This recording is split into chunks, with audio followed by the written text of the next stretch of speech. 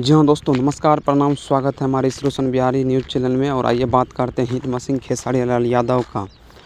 जी हाँ दोस्तों, खेसारी लाल यादव का सबसे बड़ा अपडेट लेकर के आ गए हैं। खेसारी लाल यादव का अन्नपूर्णा फिल्म से बहुत ही बड़ा सॉन्ग, सैड सॉन्ग आने वाला है।